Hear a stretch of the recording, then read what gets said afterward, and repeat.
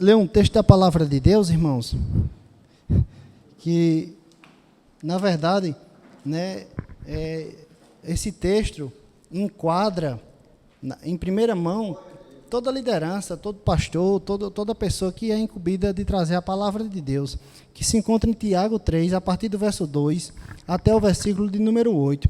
Esse será o texto da meditação nessa noite, em nome de Jesus Cristo. Amém? Tiago, capítulo 3, do verso 2 até o verso de número 8. Enquanto os irmãos procuram, eu vou fazer uma breve oração. Senhor Deus e Pai, nenhuma dignidade há em mim, Senhor, nenhum merecimento. Se o Senhor olhar para mim sem olhar para Cristo primeiro, o Senhor só vai ver pecado, perdição, maldade. Mas pela tua infinita graça e misericórdia, o meu pedido é que o teu Espírito, ó Deus, possa me capacitar para levar a tua palavra com simplicidade, mansidão, humildade, para a honra, para a glória, para louvor e adoração do teu santo nome. É assim que eu oro, em nome de Jesus.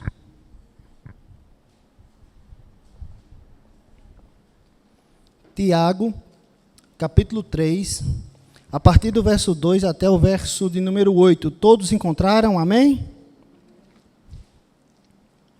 Vamos ler a partir do verso 1, só para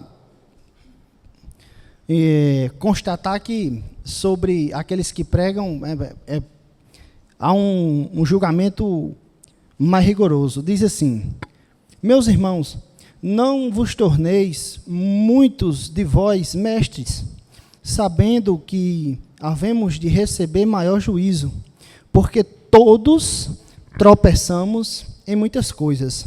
Se alguém não tropeça no falar, é perfeito varão, capaz de refrear também todo o corpo. Ora, se pomos freio na boca dos cavalos, e para nos obedecerem, também lhe dirigimos o corpo inteiro. Observai igualmente os navios, que, sendo tão grandes e batidos de rijos ventos por um pequeníssimo leme, são dirigidos para onde queira o impulso do timoneiro ou do motorista, tanto faz. Assim também, a língua, pequeno órgão, se gaba de grandes coisas. Vede como uma fagulha põe em brasas tão grande selva. Ora, a língua é fogo, é um mundo de iniquidade. A língua está situada entre os membros de nosso corpo e contamina o corpo inteiro. E não só põe em chamas toda a carreira da existência humana, como também é posta ela mesma em chamas pelo inferno. Pois toda espécie de feras, de aves, de répteis e de seres marinhos se doma e tem sido domada pelo gênero humano. A língua, porém, nenhum dos homens é capaz de domar. É mal incontido, carregado de veneno mortífero. Irmãos, Tiago escreve essa epístola e os irmãos aqui, aos quais Tiago escreve, a igreja que está dispersa, né, nas 12 tribos, nós podemos ver isso no capítulo 1, parece que esses irmãos eles tinham um problema muito sério, muito grave com a língua, com a boca, né, com aquilo que estava no coração. Porque Tiago começa a sua carta, no capítulo 1, a partir do verso 19, ele diz assim: olha, vocês sejam ávidos, rápidos para ouvir. Vocês sejam tardios no falar.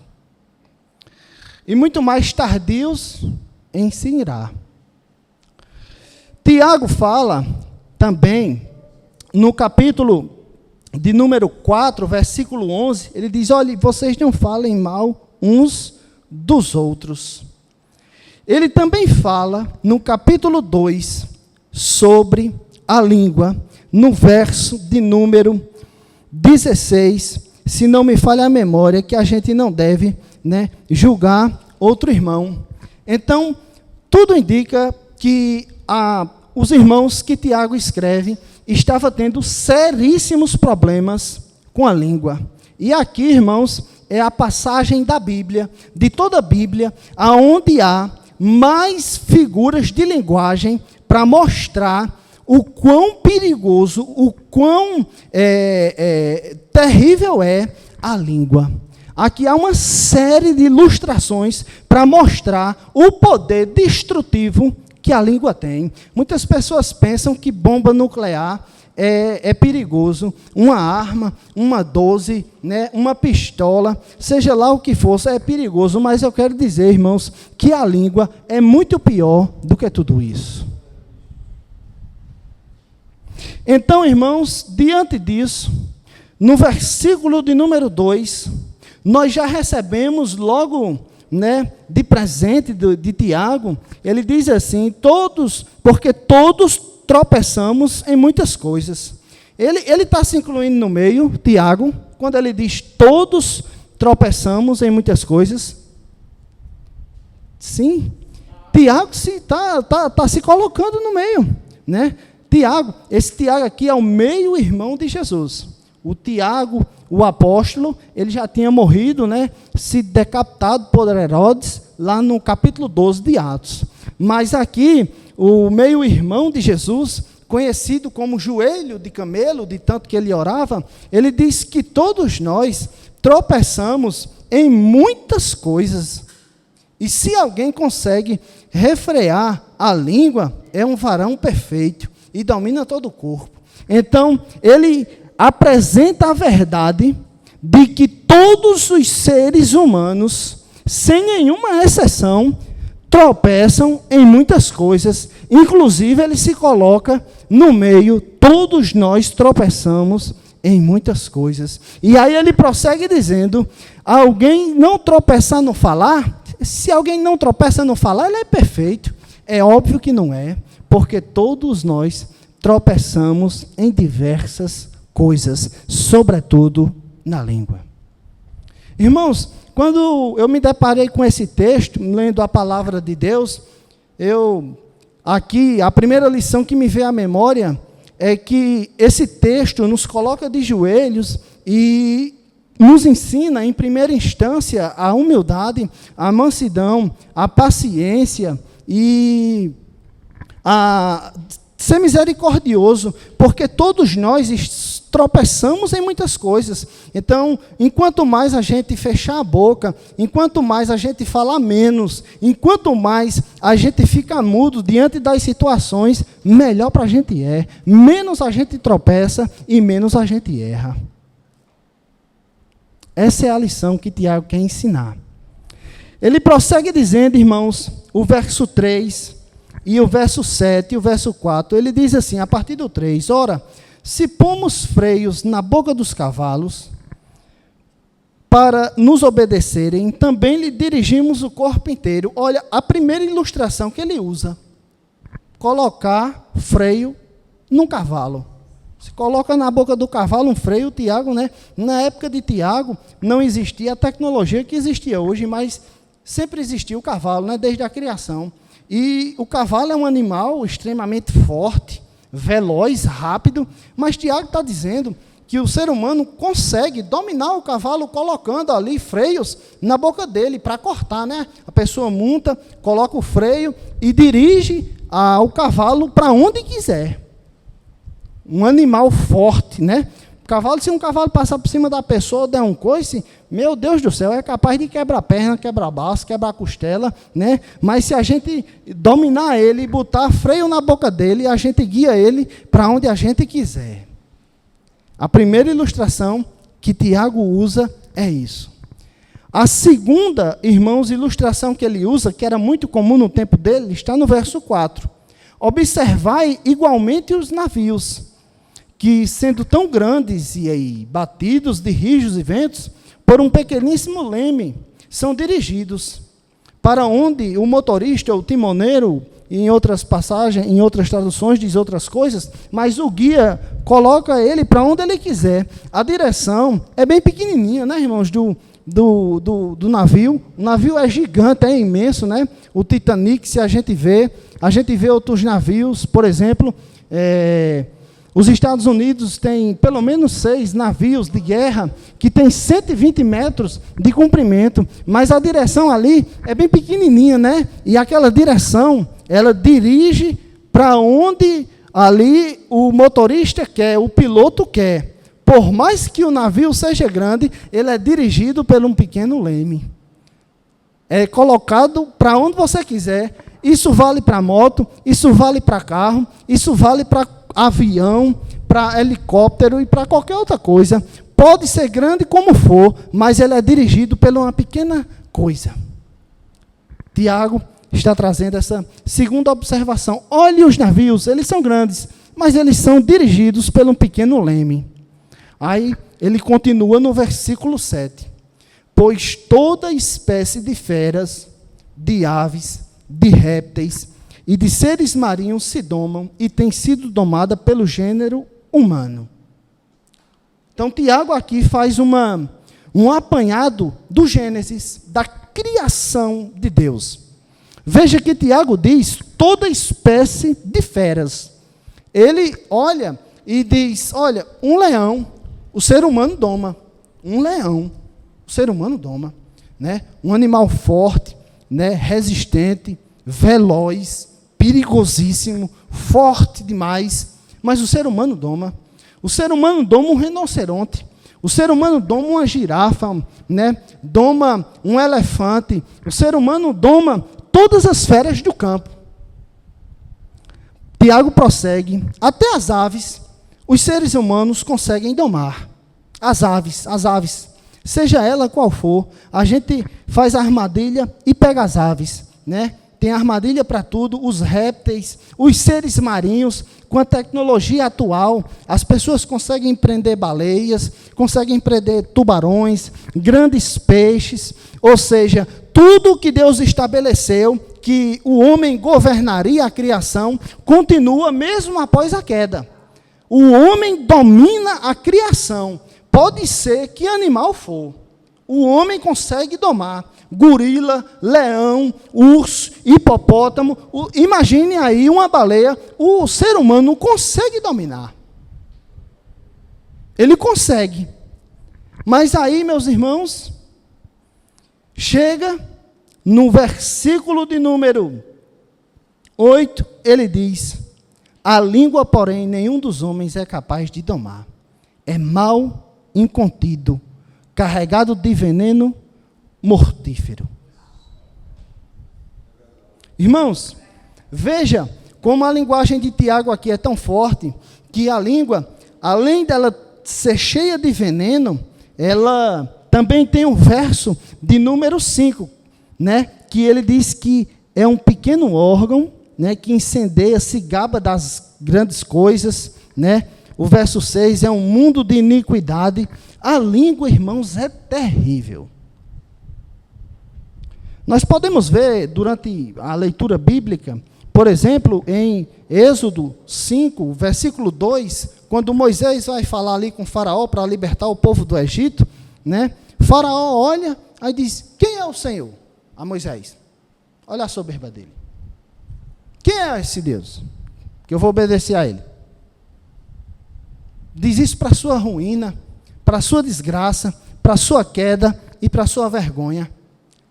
Golias, né, em 1 Samuel, também estava lá se gabando, porque era forte, porque era gigante, estava tocando o terror, tanto no exército de Israel, também como no rei Saul e no povo de Deus, e estava lá se gabando: traga alguém para lutar comigo, eu quero um homem que lute comigo, e se eu vencer, vocês ficam escravos de mim, e se eu perder, é que os filisteus ficam escravos de mim, né? Ele disse isso para a própria ruína, porque Davi, usado por Deus, vai ali e mata ele, porque ele estava se gabando com um pequeno órgão do corpo dele, a língua. Ele ali é derrotado, porque estava se gabando, se vangloriando.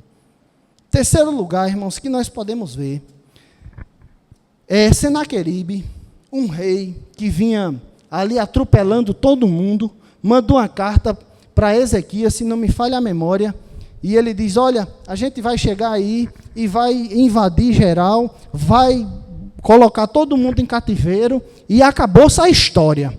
Eu quero ver quem vai impedir. O rei chega, se ajoelha num templo, apresenta a carta a Deus, Deus diz, olha, se preocupe não, pode ficar tranquilo, pode ficar em paz. Deus enviou só um anjo, matou 185 mil. 2 Reis 17.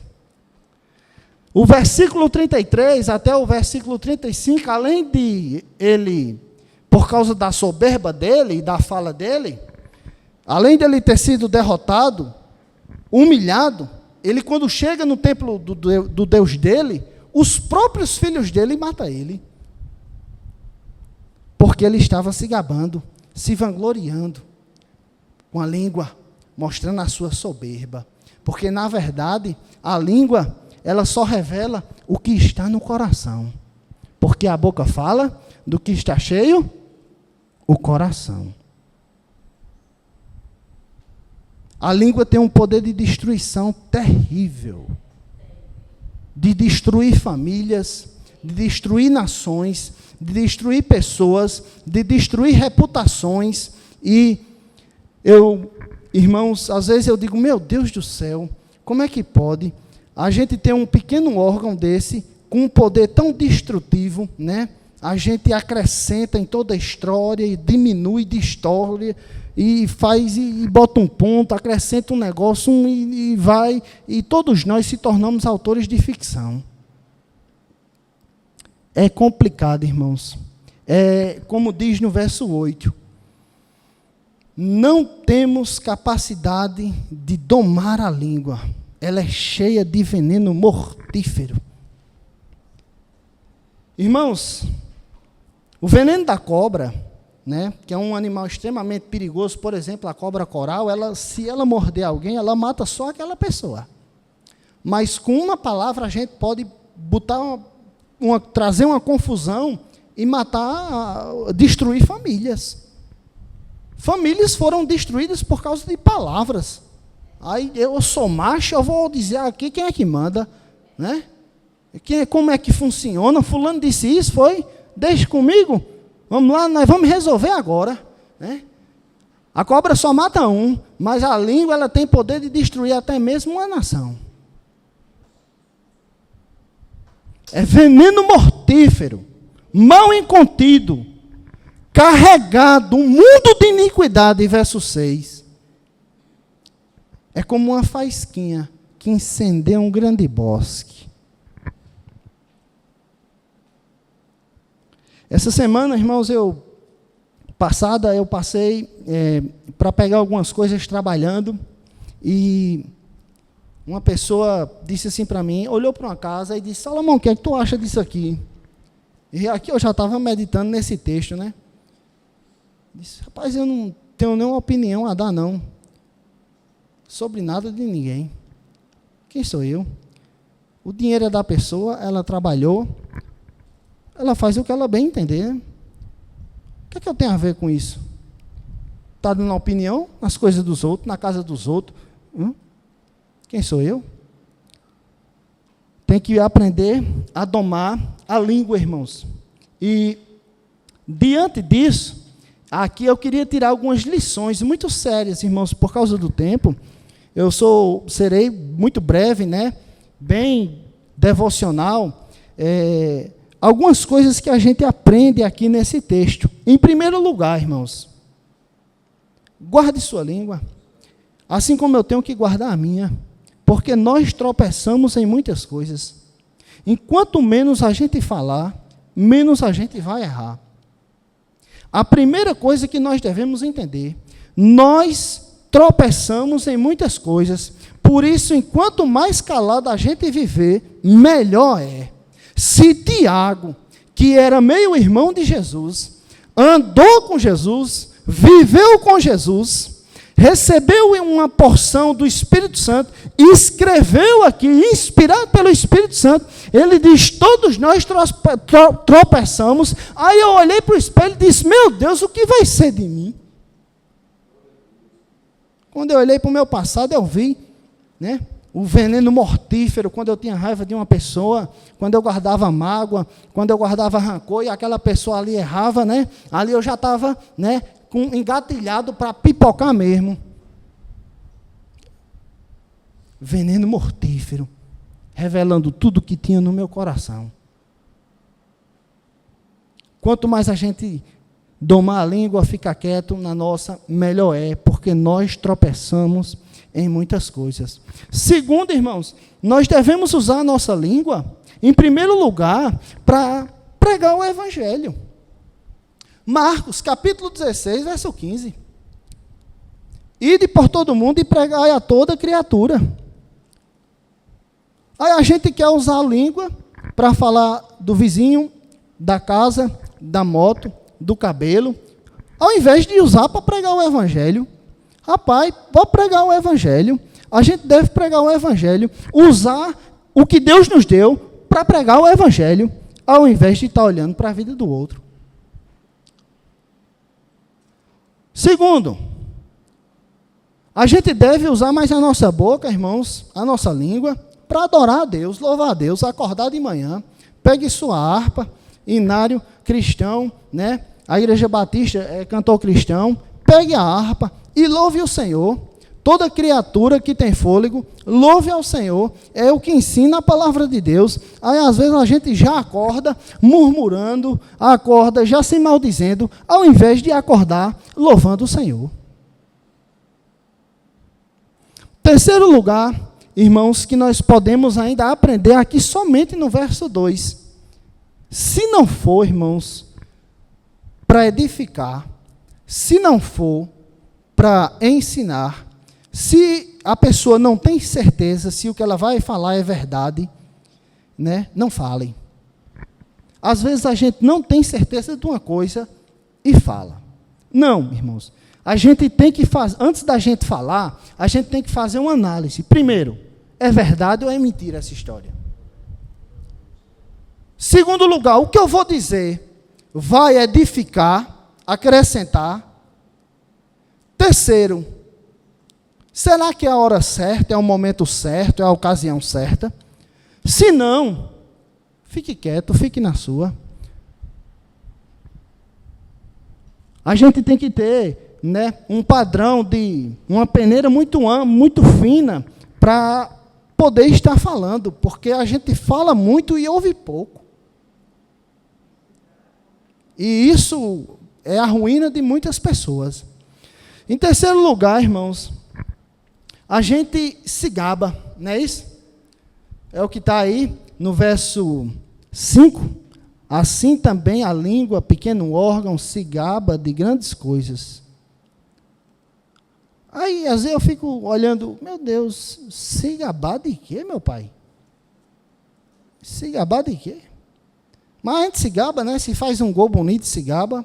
Se a gente prega um sermão bem elaborado, né? E a internet está aí para isso, aplaudir e tudo mais, não sei o que, a gente se gaba. Né? Ah, a igreja está cheia, a gente se gaba. Eu sei me vestir, a gente se gaba. Imagina só, né? A língua revela tudo. Irmãos, essa noite, eu fui dormir mais ou menos assim, 1h30 da manhã, um irmão, né, um amigo meu de João Pessoa, eu liguei para ele e ele me começou a fazer uma série de perguntas, como se fosse assim, pedindo uma aula. E eu disse a ele, no que eu estudei, irmão, o que mais me fascinou foi a pessoa de Jesus. A pessoa de Jesus. Jesus viu os maiores absurdos que a gente pode imaginar, irmãos. Ou você acha que na geração dele era tudo, era bom? Como era? Era tão boa que crucificou ele. A geração de Jesus era tão boa, né? Maravilhosa, gloriosa, né? Matou ele. Aí eu fico pensando, Jesus, vendo os maiores absurdos, mas Jesus ficava quieto. Jesus não estava falando. É verdade ou é mentira? Jesus andava calado. Tem um episódio na Bíblia, irmãos, que, assim, quando eu comecei a meditar nesse texto, eu fiquei assim, em choque. João 8, uma mulher pega em adultério, os religiosos levam ela ali diante de Jesus, e Jesus fica escrevendo no chão, né? E os religiosos dizendo, e aí Jesus? E ele lá na dele, não falou nada, ficou na dele. E eles instigando Jesus, instigando Jesus, instigando Jesus, instigando Jesus, instigando. Até que Jesus disse, ó, quem não tiver pecado, atira a primeira pedra. Envergonhou todo mundo, né? Jesus, eu fico imaginando Jesus com 5 anos de idade, 6, 7, 8, 9, 10, 11, 12, até os 30, calado, vendo os maiores absurdos, e na dele. Aí a gente quer dar pitaco em tudo. Porque eu fico pensando, meu Deus do céu, se o Rei da Glória, o Rei dos Reis, o Senhor dos Senhores, o Verbo que se fez carne, se esvaziou, como foi louvado aqui, lido aqui, andava calado, andava na dele, sem falar de ninguém. Por que é que a gente tem essa sanha, né? E esse fetiche de estar falando de tudo, toda hora, de todo mundo, meu Deus? Que negócio é esse? Por quê? Que vontade de difamar, de magoar, de ferir, de atingir, de destruir reputação é essa, meu Deus? Se o Rei da Glória poderia fazer tudo isso, mas andava só na dele. Jesus só falava quando ele era instigado. Agora, quando ele era instigado, aí ele falava. A não ser, meu irmão, Jesus andava na dele. Jesus andava na dele. Irmãos, nós temos que ter em mente outra grande lição, que Deus fala no Antigo Testamento, Êxodo 20, versículo 17, não darás falso testemunho. Quantos falsos testemunhos são dados? Quantos falsos testemunhos são dados? Em todos os lugares. Quantos falsos testemunhos são dados? Deus odeia o falso testemunho. Abomina, ele disse, olha, não dê falso testemunho, não faça isso. É um dos mandamentos, onde ele escreve, né, com o próprio dedo na tábua, né, de pedra. Aí Jesus vem no Novo Testamento, em Mateus capítulo 12, a partir do verso 34 até o 36, os fariseus dizendo as maiores besteiras a respeito dele, absurdo, blasfemando, ele disse aos fariseus, ele disse, olha, vocês vão prestar conta de toda palavra frívola que saiu da boca de vocês. Vocês vão prestar conta de cada palavra. Vão ter que dar de conta de cada palavra no dia do juízo. Cada palavra que vocês falaram, frívola, tola, mentirosa, de falso testemunho, naquele grande dia, vocês vão ter que dar de conta. Já imaginou? Dá vontade de bem-aventurado dizer assim, bem-aventurados os mudos, né? Eu disse a meu amigo, ele ficou dando risada. Disse, mas meu irmão, é sério. A língua não é brincadeira, não. Ela revela tudo o que está no coração. Você quer saber quem é alguém? Pode deixar ele falar. Ele ou ela, seja lá quem for. Ela vai revelar quem ela é. Porque a natureza é terrível, ela se manifesta. Mais cedo ou mais tarde. Judas era ladrão, desde o princípio, mas chegou um momento que não teve jeito, ele se revelou. Pode demorar, mas se revela. Salomão também diz em Provérbios, que a boca que muito fala, a perturbação no coração. Né? Meus irmãos, a gente tem que aprender muito para se prostrar muito de Deus, pedir muita graça, pedir enchimento do Espírito para domar a língua. Aqui. Pense num negócio pequeno e difícil de domar, que é a língua. E, meus irmãos, Tiago ainda diz no verso 26, que a verdadeira religião é aquela que refreia ou domina a língua. Tiago 1, 26, olha o que ele diz. Se alguém supõe ser religioso, deixando de refrear a língua, antes engana o próprio coração e a sua religião é vã. Se o cara não doma a língua, a religião dele é o quê? É vã. É isso que Tiago diz.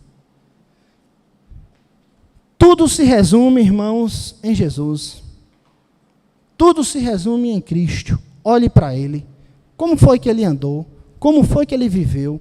Como foi que Ele se comportou? Como foi? O Rei dos Reis é a pessoa que me fascina. Em toda a Bíblia, né, o Deus encarnado, Jesus Cristo, que poderia dizer o que quisesse, com quem quisesse, fulminar, matar, fazer o que quisesse, que é o que ele vai fazer um dia, né, jogar no lago de fogo. Mas ele ficou na dele. Eu quero encerrar, irmãos, aí abra sua Bíblia, pode ir um pouco para frente, em 1 Pedro 3, versículo de número 9 e 10. 1 Pedro 9 e 10, é só um pouquinho mais para frente. E aqui encerrarei em nome de Jesus Cristo.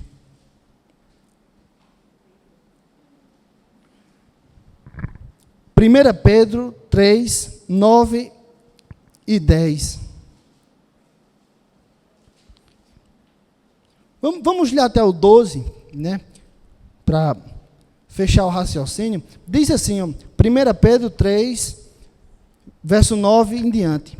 Não pagando mal por mal, ou injúria por injúria, antes, pelo contrário, bendizendo, pois para isto mesmo foste chamado, a fim de receberdes bênção por herança.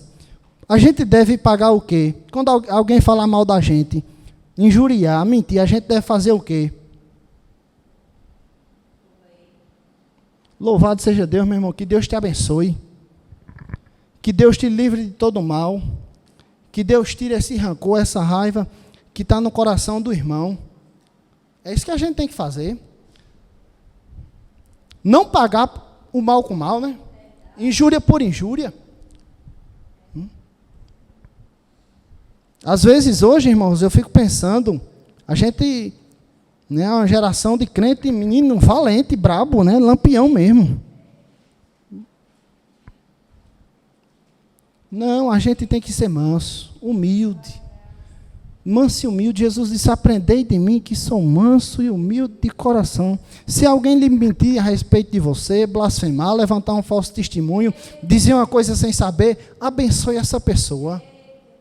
Abençoe essa pessoa. Ore por ela. O cativeiro de Jó só foi mudado quando os amigos dele, que estavam botando ele contra a parede, dizendo que ele tinha pecado, o cativeiro de Jó só foi mudado quando Jó orou por eles. Aí Deus mudou o cativeiro de Jó. Aí ele diz no verso 10, pois quem quer amar a vida e ver dias felizes, refreie a língua do mal, e evite que os seus lábios falem dolosamente. Bem parecido, né? Não fale dolosamente. Está com raiva? Saia do ambiente, se tranque, mas não fale. Porque eu sei que todos nós somos passíveis de passar raiva, de ter raiva, né? De sofrer injustiça e dizer coisas que não deveria dizer. Mas a gente tem que dominar a língua pelo fruto do Espírito, domínio próprio, e não ali falar dolosamente. Porque às vezes, irmãos, a gente fala mesmo sabendo que vai machucar. Eu mesmo já fiz isso muitas vezes. Eu sabia que eu ia machucar uma pessoa, e ali eu falava porque eu sabia que eu ia machucar.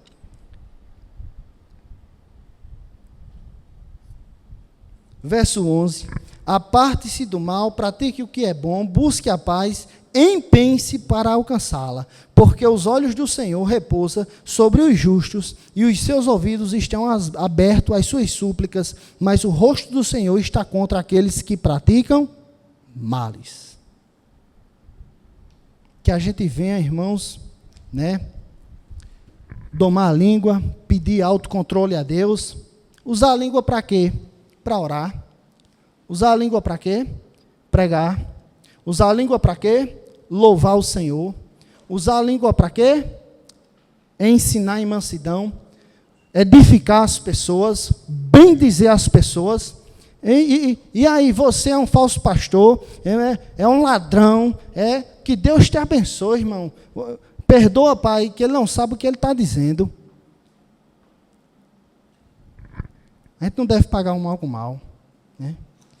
Deus é o vingador, Deus é o juiz, e um dia Ele há de trazer, irmãos, toda palavra, todo ato, todo pensamento, toda maquinação, tudo, irmãos. A gente não deve se preocupar com nada, né? Graças a Deus, irmãos, o Senhor tem me libertado dessas coisas, de preocupação com o que o fulano pensa, ciclano pensa, beltrano pensa. Deus tem cada vez mais me libertado, porque eu tenho uma convicção plena e certa, mais do que eu estou vendo os irmãos, de que um dia Deus vai voltar e vai julgar com justiça. Ele vai julgar com justiça. O que é que eu tenho que me preocupar?